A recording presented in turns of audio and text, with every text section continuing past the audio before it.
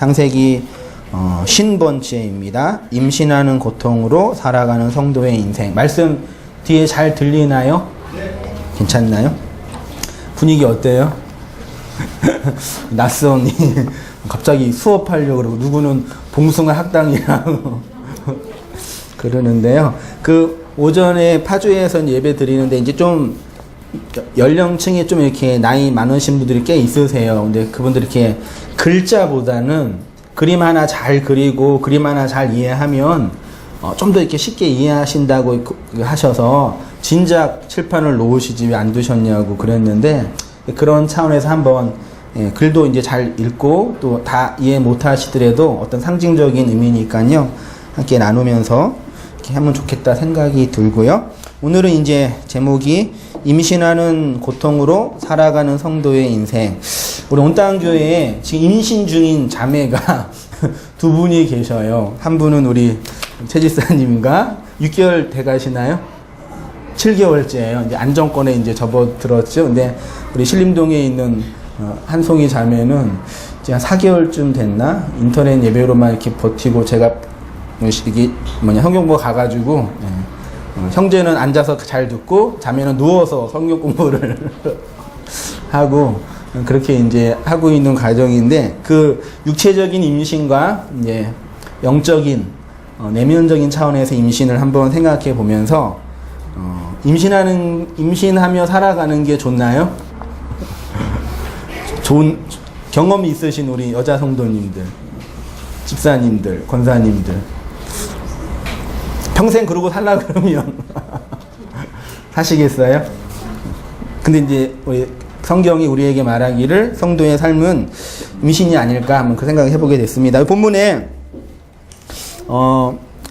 하와가, 여자가 선악과를 먹어서 소위 말해 하나님의 진노와 심판을 받았는데, 그 진노와 심판이 이제 세 개로 나타나고 있죠. 첫 번째가 임신하는 고통이라고 되어 있고, 두 번째가 수고하고 자식을 낳는 것이라고 되어 있고, 세 번째가 남편을 원하지만 남편에게 다스림을 받게 된다라는 거예요. 남편을 원하지만 남편에게 다스림을 받는다라는 개념은 뭐냐면, 남편을 옛날 성경, 개역 성경에는 사모하지만으로 되어 있었어요. 그러니까 남편을 사모하지만 남편의 사랑을 받지 못한다, 그런 개념이 아니라 남편을 조정하고 싶지만, 여자가 남자를 조정하고 싶지만 결과는 뭐예요? 남자의 다스림을 받는다. 어떤 뉘앙스인지 아시겠죠? 여자인 성도가 예수님을, 하나님을 뭐 하고 싶어요? 우리가요? 조정하고 싶으시죠? 맞잖아요. 하나님 이거 해주세요, 요거 들어주세요, 이렇게 조정하는 거잖아요. 하고 싶어요. 그거는 자연스러운 거예요. 그런데 결과는 뭐예요? 하나님의 뭐예요? 다스림을 받는다라고 얘기하고 있어요. 여기에서 이제 제가 썼는데, 하와가 당하는 이러한 것을 고통이라고 표현을 했지만, 사실 이것은 이 땅에 살고 있는 모든 성도가 반드시 통과해야 할 뭐요? 제가 뭐라 그랬어요?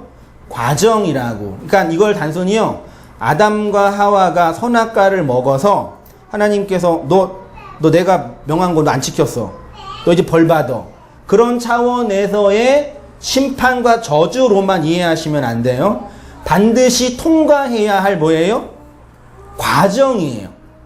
그 필연이란 얘기죠. 한번 그렇게 한번 이해해 보셨으면 좋겠어요. 우리가 흔히 그 교회를 얘기할 때 한번 써보네. 교회를 얘기할 때 흔히 이제 멋있어요? 글씨 잘 쓰는 아내 앞에서 애국교회와 그 다음 무슨 교회예요?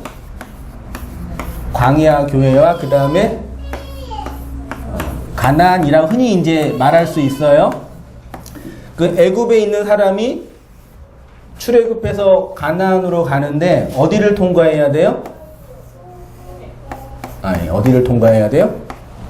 광야를 통과해야 되잖아요. 이 광야는 받아야 할 심판이나 저주가 아니라 가나안에 들어가기 위한 당연한 뭐예요? 과정이에요. 과정. 그러니까 아담과 하와가, 특히 하와가 그 임신하는 것을 경험했을 때 죄에 대한, 선악과를 먹은 것에 대한 하나님의 심판과 저주인 것처럼 보이지만 사실은 무엇을 얻기 위한 과정이라는 얘기죠. 그렇게 한번 이해해 보시고 들어갔으면 좋겠어요. 제가 이렇게 썼는데 여기서 주의할 것이 있습니다.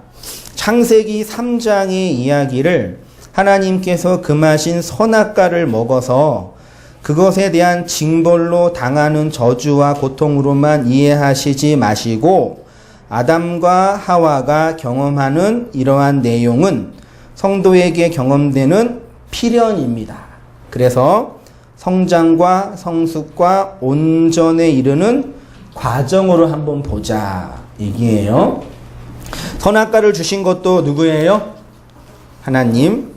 선악과를 먹게 한 것도 하나님, 먹게 한 분도 하나님, 선악 판단의 주인으로 살아가게 하신 것도 하나님, 율법의 세상에서 수고하며 살게 한 것도 하나님, 것도라 그러면 좀 그렇지만, 하나님이 우리를 벌 주시고 심판하기 위한 것이 아니라 하나님께서 우리를 다루시고 인도하시는 한번 과정으로 보자. 이건 단순히 죄에 대한 징벌과 저주로 이해하면 하나님을 오해할 수 있습니다. 프로크루스테스의 침대라는 게 히랍 신화에 있잖아요. 어떤 내용인지 아시죠? 길 가는 사람을 데리고 와서 자기의 집에 데리고 와서 자신의 침대보다 그 사람이 크면 길면 어떻게 해요? 자르고, 자신의 침대보다 그 사람이 작으면 늘려요. 이게 어떤 거냐면 자기가 정한 틀이 있어요.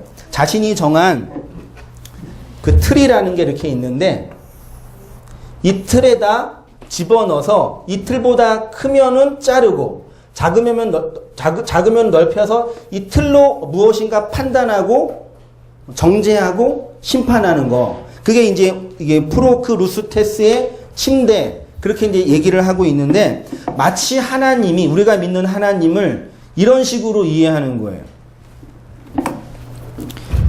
하나님께서 기준을 정했어요.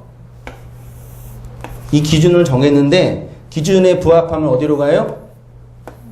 천국으로. 기준에 떨어지면 지옥으로.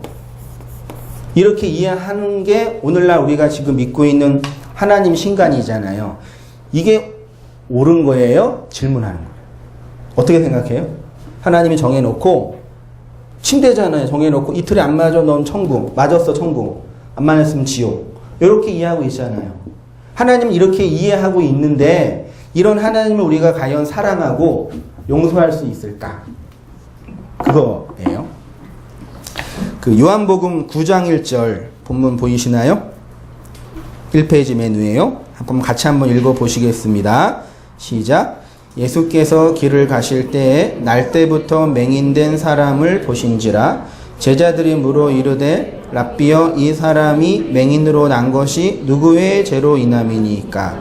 자기이니까 그의 부모니까?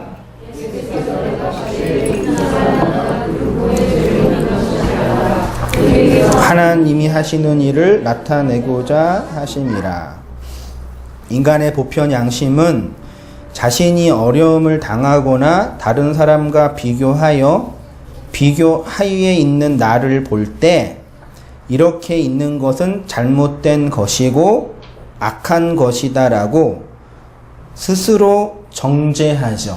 이게 이제 소위 말해서 죄책감이라고 표현하는데, 심리학에서 이 죄책감이 엄밀한 의미에서는 나를 보호하는 어떤 방식 중에 하나가 될 수 있어요.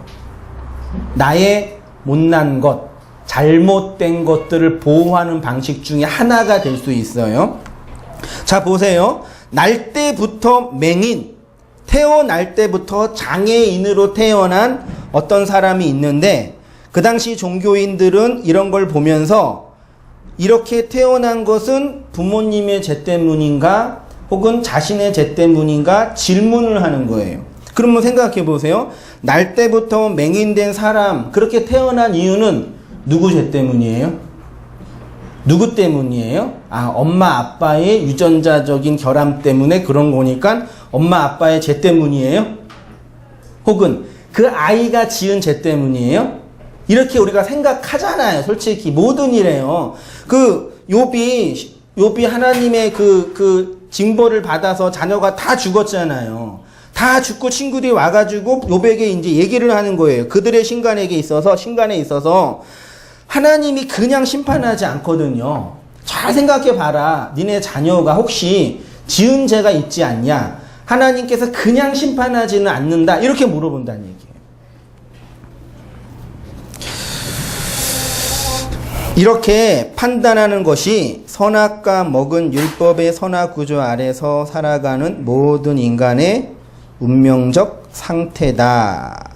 그래서 예수님은 비판하지 말라고 표현을 하신, 누군가를 이렇게 잘못할 때 정죄하지 말라는 얘기가 아니라 자신이 생각하는 선악 판단의 구조로 다른 사람들 끼워 맞추지 말라 그 얘기예요. 전도서 9장 1절 이하 보세요. 이 모든 것을 내 마음에 두고 이 모든 것을 살펴본즉 의인들이나 지혜자들이나 그들의 행위나 모두 다 하나님의 손안에 있으니 사랑을 받을는지 미움을 받을는지 사람이 알지 못하는 것은 모두 그들의 미래의 일들임이니라. 모든 사람에게 임하는 그 모든 것이 일반이니라. 의인과 악인, 선한 자와 깨끗한 자와 깨끗하지 아니한 자와 제사를 드리는 자와 제사를 드리지 아니하는 자에게 일어나는 일들이 모두 일반이니 선인과 죄인, 맹인과 맹세하는 자와 맹세하기를 무서워하는 자가 일반이로다. 다 똑같다는 얘기예요. 3절부터 같이 한번 읽어보시겠습니다. 시작. 모든 사람의 결국은 일반이니라. 이것은 해 아래서 행하지는 모든 일 중에 악한 것이니 곧 인생의 마음에는 악이 가득하여 그들의 평생에 미친 마음을 품고 있다가 후에는 죽은 자들에게로 돌아가는 것이냐. 여기 지금 전도서 기자가 인간에 대해서 평가하기를 인생의 마음에는 뭐가 가득해요? 뭐가 가득해요? 악이 가득해요. 악이 가득해서 평생에 무슨 마음을 품고 살아요? 미친 마음을 품고 가다가 결국은 어디로 가요? 죽은 자들에게로 간다 그러죠. 그러면 이제 악이라는 개념이 뭐냐 이 얘기예요. 악이라는 개념이 뭐냐 이 얘기예요. 여러분 도덕이 필요한 존재가 누구죠? 도덕은 누구에게 필요하죠? 하나님에게 도덕이 필요해요? 필요 없어요? 하나님에게 도덕이 필요해요? 필요 없어요? 필요 없지요? 동물에게는 도덕이 필요해요? 필요 없어요? 그러면 도덕이 필요한 존재는 누구뿐이 없어요? 인간뿐이 없어요? 저의 고민은 그거예요. 고민이에요. 하나님에게는 도덕이 필요 없는데 그분은 스스로 도덕적이지 않는데 왜 인간에게 도덕으로 당신의 것들로 심판하냐 이 얘기죠. 왜 인간에게 도덕을 요구하실까 이 얘기죠. 아니 우리가 믿는 초월자이신 하나님은 도덕이 필요 없는 양반이에요. 근데 당신이 만든 피조물 그리고 하나님이 무엇인가 기대하고 원하고 온전에 이르기를 원하는 그 피조물에게 도덕을 요구하시면 돼요 안 돼요? 돼요 안 돼요? 안 되잖아요. 이게 되게 중요한 부분이에요. 그러니까요 악을 우리가 생각하게 뭐냐면 악이라는 개념을 어떤 도덕적인 기준에 비교해서 잘못된 거다. 도덕적인 악을 도덕과 한번 생각하지 말고 다른 측면으로 생각하자 그 얘기예요. 아시겠죠? 전도서가 말하는 인간의 결국을 보시기 바랍니다. 모든 사람의 결국은 일반이라 이것은 해 아래서 행하는 모든 일 중에 악한 것이니 인생의 마음에 악이 가득하여 그들의 평생에 미친 마음을 품고 있다가 후에는 죽은 자들에게로 돌아갈 것이니다. 요걸 직역을, 원문을 근거해서 직역을 하면요. 미친 마음, 광기라고 하는데, 욕망을 따라 살아가는 마음 안에서 생존하다가 그 죽음으로 죽는 자는 없어요, 원문에. 죽음으로 가예요. 이런 도식을 제가 했는데, 출생.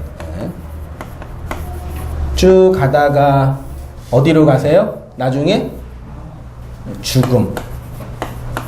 인간이 태어나서 살다가 욕망하고 바라고 뭐 이것저것 기타 등등 하다가 결국은 어디로 가요?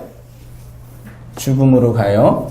그러면 우리가 태어나서 마음속에 욕망이라는 게 있는데, 그러니까 오늘 본문에서 이 욕망이라는 단어, 미친 마음을 제가 욕망이라는 단어로 표현을 했어요. 인간의 욕망은 무엇인가 얻으면 충족이 돼요, 안 돼요? 돼요, 안 돼요? 예를 들어서 막 결혼했어요. 15평 아파트에 사는데 그 다음에 바라는 욕망은 뭐예요? 20평? 네. 맞나요? 그 다음에 바라는 건요? 30평. 그 다음에 예를 든 거예요. 40평. 그러면 이제 15평에 살고 있는 신혼부부가 마음속에 진짜 바람이 있어요. 바람이 있어요. 뭐예요? 20평 아파트를 사는 거예요. 그러면 이 욕망을 충족을 했으면 그걸로 만족해요, 안 해요? 만족해요, 안 해요? 했어요, 안 했어요? 안 하죠. 제가 뭘 말씀드리고 싶냐면 인간 안에 있는 그 욕망은 어떤 대상이 있는데 그 대상을 추구하면 그걸로 만족이 안 돼요. 그러면 그 욕망의 본질은 뭐예요? 아파트 20평이에요? 아니죠. 무엇인가 추구하고 바라면서 가는 거예요. 인생이라는 게 태어나서 어딘가 가요. 오늘 집에서 저는 아침에 구파발에서 일로 왔단 말이에요. 얼로 가잖아요. 우리가 태어나서 무엇인가 막 해요. 얻었다가 실패했다가 이렇게 막 하다가 결국 어디로 가요? 죽음으로 가요. 그러니까 여기에서 하고 있는 그 모든 것들을 욕망이라고 하자라는 거예요. 그렇게 살고 있다는 얘기예요. 그러니까 제가 뭘 말씀드리고 싶냐면, 그럼 악이라는 게 이 측면에서 말할 때 악이라는 게 뭐냐 얘기죠.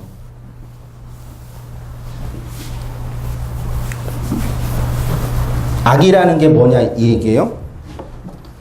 여기 제가 썼는데 이 페이지 맨 왼쪽 아래에 3절 후반부 있죠. 여자가 남자를 알지 못하고 죽는 것을 악이라고 하고, 살아있는 존재가 영을 받지 못하여 있는 것을 악이라고 합니다. 악이라는 것은 윤리, 도덕적인 문제가 아니라, 두껍게 제가 했어요. 하나님의 영을 받지 못하여 땅에서 살아가는 인생의 나를 뭐라고 한다고요? 악이라고 해요. 이거 뭔지 한번 알아맞혀 보세요.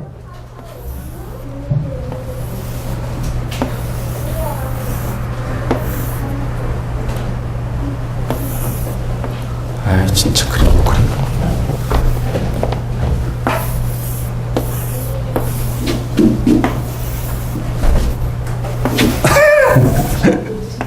이게 뭘까요? 예? 이게 여성의 생식기예요. 이게 뭐예요? 난소예요. 난소에서 뭐가 만들어져요? 난자가 만들어지잖아요. 어려워요? 난자가 여기서 만들어지면 나팔관을 통해서 올라가죠? 하루 이틀 올라가다가 어디로 가요? 여기가 어디예요? 이게 자궁인데 성경에서요, 율법의 세상을 뭐라 그래요? 율법의 세상을 자궁이라 그래요. 네? 태어나서 난소에서 난자가 태어나서 여기 갔다가 여기 있다가 이제 며칠 지나면 피로 하혈돼요. 보통 28일에서 30일 지나면 소위 말해서 월경화 떨어지잖아요. 그러면 이 난자가 살아있는 거예요? 죽어있는 거예요? 생명이에요? 생명이 없는 거예요? 왜 그러세요? 이거 살아있는 거예요? 죽은 거예요? 살아있는 거 맞아요? 살아있다가 얼마 후에 죽어요? 30일 지나고. 그러면 이 난자가 살아는 있는데, 살아있어요? 이 중에 살아있어요? 살아있는데 곧 죽어요. 30일 후에. 그러면 누구를 만나야지만 진짜 생명이 돼요? 뭘 만나야지만? 정자를 만나야지만 진짜 생명이 되잖아요. 난자가 있고 정자가 있어 들어갔어요. 그 난자의 핵이랑 정자가 만나면 세포, 이게 두 개였는데 뭐가 돼요? 나중에 하나가 되죠. 그리고 이제 세포 분열을 하다가 8주까지를 소위 말해서 이제 뭐라 그러지? 배아라 그러죠. 그리고 쭉 가다가 이제 이걸 태아라 그러고, 그리고 쭉 가다가 이제 출생을 하잖아요. 그러니까 제가 뭘 말씀드리고 싶냐면, 이 땅에 태어난 난자가 30일의 기간을 통해서 뭘 만나지 못하면요? 정자. 정자를 우리말로 씨, 말씀이라고 할게요. 말씀을 만나지 못하면 생명이 종결돼요. 맞지요? 아까 줄친 거 생각해 보세요. 우리의 인생이 출생이 있고 종말이 있어요. 이 기간을 한번 이렇게 보자 이 얘기예요. 난자가 태어나서 30일 동안 여자의 뱃속에서 자궁에서 사는 기간이라고 쳐요. 인생. 이 인생 동안 반드시 진짜 살려면 뭐 해야 돼요? 뭘 만나야 돼요? 말씀을 만나야 돼요. 그래야 진짜 살아있는 인생이 되는 거예요. 이해되죠? 그걸 이제 성경적으로 제가 어떻게 설명했냐면, 영과 혼과 육에 관한 이야기로 했는데, 이걸 김선수 목사님께서 잘 정리해 주셨어요. 제가 거기에 있던 것들을 한번 차용을 했는데, 영과 혼과 육에 관련된 이야기예요. 근데 이 영, 혼, 육이 오늘날 기독교 안에서 많이 왜곡되어 있어요. 영과 혼과 육이. 왜 그러냐면, 우리가 믿는 기독교가 처음 어디서 나왔어요? 어디에서 나왔어요? 공부하셨잖아요. 유대교에서 나왔어요. 유대교는 구원 종교예요? 아닌 종교예요? 유대교에서 있다가 뭐가 나왔어요? 기독교가 나왔단 말이에요. 그치요? 그 유대교, 여기 예수님께서 유대교인이었죠? 아, 미안해요. 기독교. 예수님이 유대교였죠. 유대교에서 나와서 십자가를 지고 뭐 하셨어요? 유대교를 부셨어요. 율법 종교를. 그리고 와서 이제 바울 전에 누구예요? 베드로, 그 다음에 바울, 그 다음에 요한에 의해서 초기 기독교가 성립이 됐는데, 초기 기독교 안에 기독교 신학을 구성할 수 있는 신학적 구조가 없었어요. 그치요? 그 신학적 구조를 뭘로 받아들였냐면, 헬라의 이원론을 신학적 구조로 받아들여서. 그래서 지금 우리가 읽고 있는 조지신학책은 이 분위기가 다 있는데, 헬라의 이원론에 영육 이원론의 개념이 있는데, 초기 기독교가 영육 이원론을 신학적인 구도로 조금 받아들였어요. 그 개념과 함께 또 하나가 있는 게 뭐냐면, 동양의 혼백 사상과 무속 신앙이 여전히 강력한 우리의 무의식 속에 내재되어 있지요. 여러분, 인간에게 영이 있나요? 절 보세요. 영이 있어요, 없어요? 있어요, 없어요? 은혜자매님? 있지요. 그 있는데 그 어디에 있어요? 뇌에 있어요? 심장에 있어요? 허파에 있어요? 어디? 입술에 있어요? 이 때문에요. 이게 이제 어려움. 그래서 귀신 영화나 그런 공포 영화 보면은 귀신이 들어왔다가 나왔다가 이렇게 하잖아요. 이게 다 이원론 사상이나 혼백 사상을 내포하고 있는 표현이에요. 심지어는 기독교 이단이라고 하는 베레와파에서는요, 인간의 수명, 하나님께서 인간에게 주신 수명을 몇 년이라고 봐요? 창세기 몇 장이더라? 7장인가 6장에 하나님께서 인간에게 주신 수명이 몇 년이에요? 120년. 원래 인간 몇 년 살아야 돼요? 120년에 죄로 말미암아서 몇 년 살고 죽어요? 예를 들어서 80년 살고 죽어요. 그럼 몇 년 차이 나요? 40년이죠? 그럼 40년을 뭘로 살아야 돼요? 귀신으로. 그래서 귀신으로 9천을 떠들고 살다가 자손들을 공격하는 거예요. 여러분이 사업하다가 망하면 누구 때문이에요? 120년 동안 110년을 살아야 되는데 먼저 돌아가신 조상님들이 방해하는 거예요. 여러분이 감기 걸리면 뭐 때문이에요? 예? 감기 귀신이 들어와서 감기 걸리게 한 거예요. 머리 아프시면. 귀신이 머리에 들어와서 두통이 일어나게 하는 거. 그렇게 얘기해요. 베레아파가요. 이 사상이 지금 한국교회에 그대로 있다니까요. 건전한 교단이라고 하는 어떤 교단들은 이걸 사용해요. 말도 안 되는 얘기죠. 귀신이 그러는 거 아니에요. 그냥 아프신 거예요. 이렇게 얘기할 걸 믿고 또 따르고 교리화하고요. 이런 식으로 믿고 있단 말이에요. 그래서 왜곡된 영혼 육사상이에요. 성경은 영과 혼과 육을 정확하게 구분해요, 안 해요? 해요. 조지신학책을 보면은 지금도 신학적으로 논쟁하고 있는데 이분설과 뭐가 있어요? 3분설이 있어요. 이분설은 뭐예요? 0 플러스 6. 6 안에 혼이 있다고 치는 거고 3분설은 0, 혼, 6이에요. 근데 성경신학적으로 성경을 보면은 이게 뭐가 맞다, 뭐가 틀리다, 그게 중요하지 않아요. 그냥 여러분이 원하는 건 치상 선택하시면 돼요. 별로 중요하지 않아요. 성경이 뭘 얘기하고 있냐면 인간의 영과 혼을 구분하고 설명을 해요. 그게 중요해요. 그래서 이렇게 도표를 제가 뭐 하면은 영이 있고 혼이 있고 육이 있다고 할게요. 히브리어로 영이 뭐예요? 요거는 기억하세요. 히브리어로 영이 루아흐라고 불러요. 혼은 뭐예요? 네페쉬라고 해요. 육은 뭐예요? 바사르라고 해요. 히브리어로. 헬라어로는 영은 뭐예요? 푸뉴마라고 하고 혼은 뭐예요? 푸시케라고 해요. 육은 뭐예요? 소마 혹은 사르크스라고 하는데 이렇게 얘기해요. 그러면 영으로서의 루아흐와 푸뉴마는 이건 누구의 영이에요? 이건 하나님. 이거를 거의 하나님의 호흡, 하나님의 숨 그렇게 표현해요. 두 개를. 이거는 누구 거예요? 인간에 관한 것이에요. 이렇게만 일단 기억해 보시고 들어갈게요. 자, 성경은 그래서 이제 뭘 설명하고 싶냐면 성경은 성령이 임하지 않는 성경은 성령이 임하지 않는 상태를 뭐가 없는 상태라고 그래요? 영이 없는 상태라고 해요. 그래요? 로마서 8장 10절에 또 그리스도께서 너희 안에 계시면 몸은 죄로 말미암아 죽은 것이나 영은 의로 말미암아 살아있는 것이라 그랬죠. 몸은 죄로 말미암아 죽은 것이나 영은 살아난 것이라 그랬어요. 여기서 말하는 영, 푸뉴마로 되어 있어요. 푸뉴마는 성령이지요.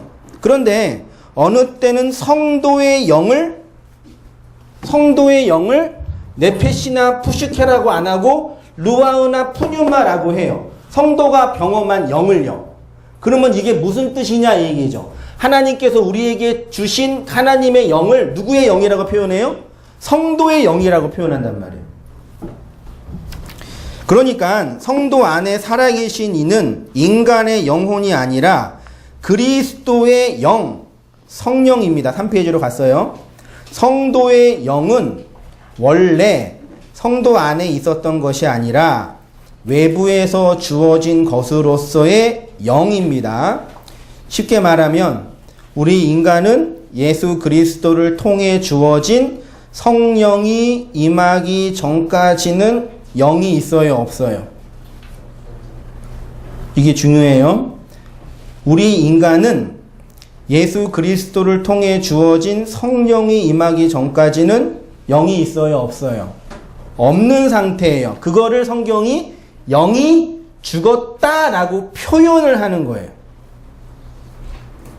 인간의 영이 있는데 죄로 말미암아 죽었고 성령이 임하여 우리의 영이 살아났다. 그런 것이 아니라 인간의 영과 그리스도의 영이 구분되는 것이 아니라 성도 안에 있는 영은 그리스도의 영이에요. 오직 성도에게만 영이 있습니다. 그리스도의 영을 받지 못한 불신자에게는 뭐가 없어요? 영이 없어요. 그러면 그리스도의 영을 받지 못한 불신자의 상태를 성경이 뭐라고 하냐? 무슨 상태요? 이렇게 표현해요. 네페시, 바사르, 푸시케, 소마. 이거를 영의 상태, 영이 죽은 상태. 이해되세요? 또는 혼이 있는 상태에서 그 시편이나 전도서를 보면 사람이 죽으면 사람의 영이 어디로 가요? 지하로 떨어진다고 표현하잖아요. 영이 없다라는 의미예요. 이 영이요. 고린도전서 15장 45절 본문 보이세요? 3페이지요. 같이 한번 읽어보십니다. 시작. 기록된 바 첫사람 아담은 산 영이 되었다함과 같이 마지막 아담은 살려주는 영이 되었나니. 잘 보세요. 여기서 첫사람 아담에게 쓰인 영과 푸시케와 마지막 사람 예수님에게 쓰인 영이 달라요. 첫사람 아담에게 쓰인 영은 혼이라고 이해하는 푸시케가 가깝고요. 마지막 아담인 예수님에게 쓰인 영은 성령으로 번역된 푸뉴마가 가까워요. 이 고린도전서 15장 45절 이 말씀은 사실 창세기 2장에 있는 이야기를 바울이 차용한 거예요. 창세기 2장 7절 보세요. 여호와 하나님이 흙으로 사람을 지으시고 생기를 그 코에 불어넣으시니 사람이 뭐가 돼요? 생영이에요.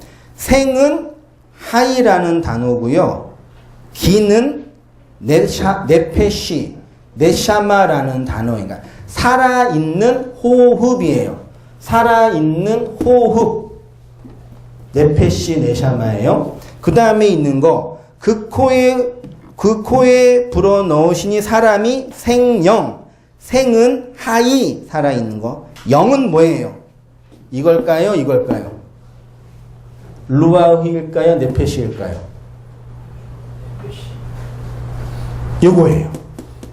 그러면 요 본문만 보면 창세기 2장 7절에 아담은 아직 하나님의 호흡을 못 받았죠. 요것만 보면요. 예? 그러면 하나님의 영을 어떤 식으로 받아야 되냐의 문제가 나오잖아요. 그래서 나온 것이 선악과 이야기예요. 하나님의 호흡, 루아우나 푸뉴마는 오직 그리스도를 통해서 주어지는 거잖아요. 그리스도가 십자가에서 죽고 부활하여 성령으로 우리에게 오셨잖아요. 그 전까지 아직 우리는 정자를 만나지 못한 난자의 상태라니까요. 그래서 그냥 죽어요, 시간이 지나면. 근데 그리스도의 영을 받아야지, 정자를 받아야지만 살아있는 존재가 돼요. 그게 제가 이렇게 썼는데, 하나님께서 흙으로 사람을 지으시고 그 코에 생기 하이 네샤마를 불어넣으시니까 사람이 살아있는 네페시가 됐어요. 첫사람 아담은 땅에 호흡을 하는 혼의 상태라는 것입니다. 그러면 첫사람 아담이 어떻게 영, 루아흐를 받게 되냐? 선악을 알게 하는 나무를 통해서 생명나무가 주어지는 거죠. 다시 말해서 예수 그리스도의 죽음을 통해 그리스도의 영이 교회에게 주어진다는 것입니다. 피조물은 하나님의 기운 없이는 생존할 수 없어요. 여기에서 말하는 하나님의 기운을 루아흐예요, 네페시예요. 구분을 하자면 이거예요. 이거 네페시. 하나님의 기가, 하나님의 호흡이 없이는 살 수 없어요. 이거는 누구만 받아요? 선택받은 택자들만 받은 그리스도의 영이란 말이에요. 3페이지 맨 위에요. 여자의 자궁 속에 있는 난자가 정자를 만나 수정하지 못하면 생명이 되지 못하죠. 그래서 30일이 지나면 피로 나오잖아요. 누가복음 8장 43절에 이에 12해를 혈루증으로 앓은 중에 아무에게도 고침을 받지 못하던 여자가 예수의 뒤로 와서 그의 옷가에 손을 대니 혈루증이 즉시 그쳤더라. 두 가지 관점으로 보면 좋겠어요. 병이 나았다라는 것과 함께 여자의 하혈이 멈추었다라는 얘기잖아요. 그러니까 자궁 안에서 생명이 잉태된 거죠. 우리의 이야기 하는 거라니까요. 이 땅 역사라는 자궁이라는 30일 동안 살 수밖에 없는 이 역사라는 자궁 속에서 그가 뭘 하는 게 중요한 게 아니라 뭘 하는 게 중요해요. 생명을 만나서 수정돼서 생명이 되는 게 중요하잖아요. 그 얘기하는 거라니까요. 말하자면 혼의 상태를 자궁에 있는 난자의 상태라고 할 수 있습니다. 정자를 만나지 못하면 진짜 생명이 되지 못하여 죽는 것입니다. 난자에게 생명이 있다고 하기는 어렵지만 또 완전히 없다고 하지도 못합니다. 그러나 정자를 만나지 못하면 완전히 죽는 거죠. 역사 속에 살고 있는 모든 인간은 이렇게 정자를 기다리고 있는 뭐예요? 난자. 그러면 악이 뭐예요? 악이 뭐예요? 도덕적, 윤리적 기준에서의 문제가 아니라 성경이 말하는 악이 뭐예요? 난자가 정자를 만나지 못하면 그걸 악. 처녀가 뭘 못하면 악이에요? 결혼을 못하면 악. 그 얘기예요. 그걸 도덕적으로 성경이 악이라고 말하는 거예요. 그러니까 우리가 만드는 도덕적인 측면에서의 악과 윤리 측면은 여기에 있는 얘기가 아니란 말이에요. 그러면 이제 문제 나오죠. 질문 나오죠. 그럼 목사님, 막 살아도 되는 거예요? 도덕과 윤리는 안 지켜도 돼요? 이렇게 묻잖아요. 그럼 뭐라고 답하면 돼요? 안 지키는 경찰이 잡아가요? 맞죠? 예. 그러니까 우리 최 집사님 계시는데 예. 임신하면 하고 싶은 거 마음대로 해요, 못 해요? 만약에 술 좋아하는 자매라면 술 마시면 돼야 안 돼요? 담배 좋아하는 자매라면 요즘 왜 이렇게 여자들이 담배를 많이 피워요? 카페만 가면 그냥 구석에 그 흡연실이 있는데 틈만 나면 가서 담배 피우고 남자랑 같이 하여튼 그러려고 카페 오는 것 같더라고요. 난 별로 같은 그러는데 임신했는데 피면 돼요, 안 돼요? 안 되죠. 춤을 너무 좋아하는데 나이트 가서 춤추면 돼요, 안 돼요? 안 돼요, 안 돼요? 안 되잖아요. 그게 나쁘기 때문이 아니라 내 안에 있는 생명이 그걸 못하게 하잖아요. 심지어는 아무것도 못 먹어요. 차도 못 타요. 그 예배도 못 드리고 온다니까요. 멀미하고 토해가지고요. 그 생명에 의해 장악당하 있으니까 그렇게 살아가는 거예요. 그렇게 살아가는 자매에게 세상에 있는 즐거움, 세상에 있는 가치가 너무 소중하기 때문에 그렇게 다가오는 게 아니라 내 안에 있는 생명이 너무 소중하기 때문에 그렇게 돼요. 그러니까 소중하기보다는 그 생명에 의해서 그냥 끌려가는 거예요. 아시잖아요. 제가 그 얘기를, 그러니까 하늘의 씨를 받지 못하여 이 땅에 여자로 살고 있는 우리의 모든 인생의 모습을 욕망의 충동에 끌려가는 노예라고 정했어요. 본문 보세요. 다시 전도서로 가겠습니다.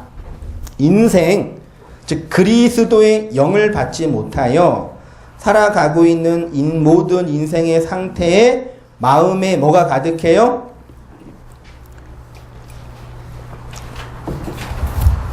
그리스도의